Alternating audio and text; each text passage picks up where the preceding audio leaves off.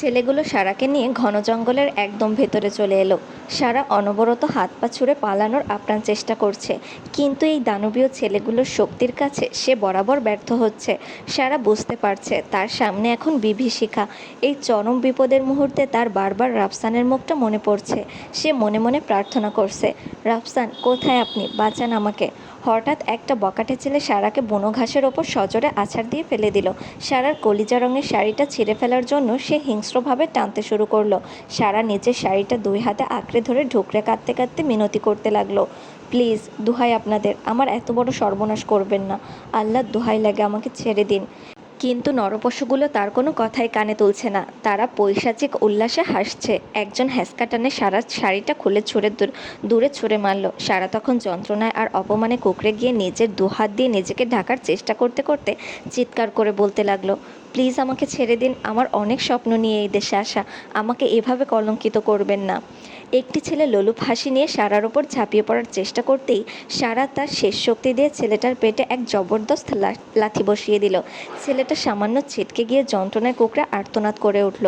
তার এই সাহস দেখে পাশ থেকে অন্য একটি বকাটে ছেলে দাঁত কিরমির করে জাপানি ভাষায় গর্জে উঠল, হারামজাদি, আমার বন্ধুকে লাথি মারার এত বড় সাহস তোর! দাঁড়া, তোর সব তেজ এখনই বের করছি। ছেলেটা রাগে উন্মত্ত হয়ে তার সঙ্গীদের দিকে তাকিয়ে চিৎকার করে বলল, এই কি দেখছিস, ওর হাত পা চেপে ধর, আমিও সব তেজ বের করছি। ছেলেটার কথায় দুজন এসে সারার দুই হাত দুই দিকে নিষ্ঠুরভাবে মাটির সাথে চেপে ধরল। পাষণ্ডের হাতের চাপে সারার চুরি ভাঙার বাকি অংশগুলো কবজিতে বিঁধে রক্ত ঝরতে লাগলো। অন্য একটা ছেলে পৈশাচিক উল্লাসে সারার পায়ের উপর চেপে বসলো। সারা নিজের সর্বশক্তি দিয়ে ছটফট করছে, আর্তনাদ করছে, কিন্তু এই দানবদের শক্তির কাছে সে বড্ড অসহায়। ছেলেটা দাঁত বের করে হাসতে হাসতে সারার ঘাড়ের উপর নিজের মুখ ডুবিয়ে দিল। সারা তখন চোখ বন্ধ করে অশ্রুসিক্ত নয়নে মনে মনে পরম করুণাময়কে ডাকতে লাগলো, হে আল্লাহ, তুমি তো পরম দয়ালু, তুমি তো অন্তর্যামী, তোমার এই অসহায় বান্দার উপর এমন পৈশাচিক অন্যায় তুমি কিভাবে সইবে? মাবুদ, এই জানোয়ারদের হাত থেকে আমাকে রক্ষা করো। যার আমানত আমি, যার অধিকার আমার ওপর, সেই মানুষটাকে পাঠাও আল্লাহ। আমার পবিত্রতা কেবল আমার স্বামীর প্রাপ্য, সেই অধিকার আজ পরপুরুষেরা কেড়ে নিতে চাইছে। আল্লাহ, আমাকে এই জানোয়ারের হাতে দিও না, তুমি তার অধিকার কেবল তাকেই ফিরিয়ে দাও। আমি এই অপমান সইতে পারবো না আল্লাহ, আমি বাঁচতে পারবো না, আমি নিজেকে শেষ করে দেব। সারার চোখ দিয়ে তখন অবিরাম অশ্রু ঝরছে। সে অবিরত আল্লাহকে ডাকছে আর মনে মনে রাফসানকে স্মরণ করছে। নরপশুটা যখনই সারার ঠোঁটে নিজের বিষাক্ত ঠোঁট ছোঁয়াতে যাবে, ঠিক তখনই এক অভাবনীয় ঘটনা ঘটল। এক বিকট আর্তনাদ করে ছেলেটা নিজের মাথা চেপে ধরে সারার ওপর থেকে গড়িয়ে মাটিতে লুটিয়ে পড়ল। বাকি ছেলেগুলো আর সারা অবাক হয়ে সামনে তাকাতেই থমকে গেল। অন্ধকারের বুক ছিঁড়ে সেখানে যমদূতের মতো দাঁড়িয়ে আছে রাফসান। তার হাতে ইয়ামোটা একটা কাঠের লাঠি, আর রাগে তার চোখ দিয়ে যেন জীবন্ত আগুন ঠিকরে বেরোচ্ছে। তাকে দেখে মনে হচ্ছে সে একা একাই এই পুরো জগৎকে জ্বালিয়ে পুড়িয়ে ছারখার করে দিতে পারে। সে যেন আজ কোনো মানুষ নয়, এক ক্ষুধার্ত সিংহ যে তার শিকারকে ছেড়ে খেতে এসেছে। বাকি দুটো ছেলে যখন রাফসানের ওপর আক্রমণ করতে এলো, রাফসান হিংস্র এক হুঙ্কার দিয়ে লাঠি দিয়ে তাদের ওপর ঝাঁপিয়ে পড়লো। এক একটা বাড়ি যেন বজ্রপাতের মতো তাদের শরীরে গিয়ে বিঁধছে। রাফসান থামলো না, সে হিতাহিত জ্ঞান হারিয়ে ইচ্ছা মতো লাঠিপেটা করতে থাকলো তিনটা জানোয়ারকেই। ছেলেগুলো মাটিতে শুয়ে যন্ত্রণায় কাতরাচ্ছে, কিন্তু রাফসানের দয়ামায়া আজ বিলুপ্ত। সে তার শরীরের সর্বশক্তি দিয়ে আঘাত করছে। রাফসানের কপালের রগগুলো ফুলে উঠেছে, হাতের পেশিগুলো টানটান হয়ে অপার্থিব এক শক্তির জানান দিচ্ছে। কিছুক্ষণের মধ্যেই পুলিশের সাইরেন শোনা গেল এবং তারা দ্রুত ঘটনাস্থলে এসে হাজির হলো। পুলিশকে দেখা মাত্রই রাফসান সম্বিত ফিরল। সে পাগলের মতো চারিদিকে তাকিয়ে সারার শাড়িটা খুঁজে নিল এবং পরম মমতায় তা সারার শরীরে জড়িয়ে দিল। তারপর কোনো কথা না বলে সারাকে নিজের বুকের সাথে এমনভাবে পিষে ধরল যেন কোনোদিন আর ওকে চোখের আড়াল হতে দেবে না। সারা ও রাফসানের সে নিরাপদ আশ্রয়ে মুখ লুকিয়ে ঢুকরে কেঁদে উঠল। তার দীর্ঘদিনের চেনা সেই পুরুষের বুকটা যেন আজ এক বিশাল দুর্গ, সেখানে সে আজ পরম সুরক্ষিত। পুলিশ বকাটেদের হাতকড়া পরিয়ে নিয়ে যাওয়ার পর জঙ্গলটা আবার নিস্তব্ধ হয়ে গেল, কিন্তু সারার মনের ভেতর তখনও ঝোড়ো হাওয়া বইছে। রাফসান পরম আবেশে সারার কপালে ঠোঁট ছুঁয়ে গাঢ় স্বরে বলল, এই তো সারা, কিচ্ছু হয়নি, আমি থাকতে তোর কিচ্ছু হতে দেব না, কাঁদবি না একদম, আমি আছি তো। কিন্তু সারার আর্তনাদ থামল না। সে এক ঝটকায় রাফসানকে ধাক্কা দিয়ে সরিয়ে চিৎকার করে উঠল, আমাকে ছুবেন না আপনি, আমি অপবিত্র হয়ে গেছি, পরপুরুষের স্পর্শ লেগেছে আমার গায়ে, আমি এখন কলঙ্কিত। রাফসান আবার এগিয়ে এলো, সারার চোখের জল মুছে দিয়ে ওর গাল দুটো নিজের হাতের তালুতে আগলে ধরে বলল, শোন সারা, দুনিয়ার নজরে যাই হোক, আমার কাছে তুই সবসময় এক পবিত্র ফুল, কেউ তোকে অপবিত্র করতে পারবে না। বলেই সে আবারও সারাকে নিজের বুকের সাথে মিশিয়ে নিল। চোখ বন্ধ করে ধরা গলায় বলল, আই এম সরি সোনা, আমি তোর খেয়াল রাখতে পারিনি, আমাকে মাফ করে দে।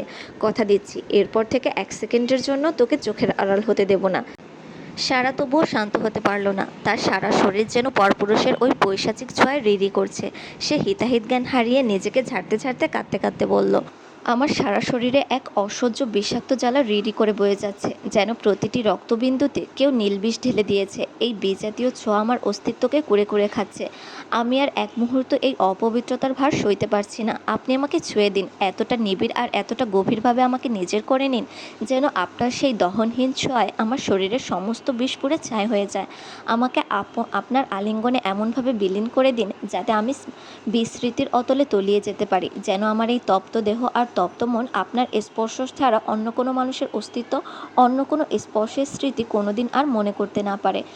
সারার ওই বুক ফাটা আর্তনাদ আর পাগলামি দেখে রাফসানের হৃৎপিণ্ডটা যেন কেউ ছিঁড়ে ফেলছে। সে স্তব্ধ হয়ে দাঁড়িয়ে রইল। রাফসান মনে মনে ভাবল, সারা এখন নিজের মধ্যে নেই, ও বড় কোনো ট্রমার ভেতর দিয়ে যাচ্ছে। আমি ওকে এভাবে চাই না। আমি চাই সারা যেদিন সুস্থ মস্তিষ্কে পূর্ণ অনুরাগে আমাকে নিজের বলে মেনে নেবে, সেদিনে আমি ওকে পূর্ণতা দেব। কিন্তু এখন ও শুধু যন্ত্রণায় কাতর হয়ে এসব বলছে। রাফসান আবারও সারার দুই গাল শক্ত করে ধরে অত্যন্ত দৃঢ় এবং শাসনমাখা কণ্ঠে বলল, সারা, আমার দিকে তাকা শোনা। দেখ, আমি তোর স্বামী, তোর রক্ষক।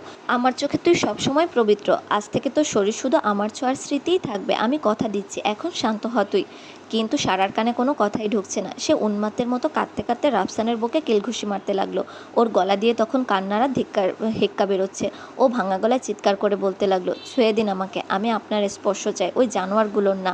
আমি এই অপবিত্র স্পর্শ সহ্য করতে পারছি না। আমার শরীর ঘেন্নায় পড়ে ছাই হয়ে যাচ্ছে। দোহাই আপনার, আমাকে ছুঁয়ে দিন। রাফসান এবার আর কোনো কথা বাড়ালো না। সে বুঝতে পারল সারা হিতাহিত জ্ঞান হারিয়ে ফেলেছে, আর গভীর রাতে এই নির্জন জঙ্গলে থাকা একদমই নিরাপদ নয়। রাফসান সারার শত বাধা আর কেলঘুষি উপেক্ষা করে ওকে এক ঝটকায় পাচাকোলা করে তুলে নিল। সারা তখনও রাফসানের বুকে মাথা কুটে মরছে, আর অস্পষ্ট স্বরে বারবার একটাই মিনতি করে চলছে, ছুঁয়ে দিন আমাকে, আমাকে নিজের করে নিন, আমি আর পারছি না।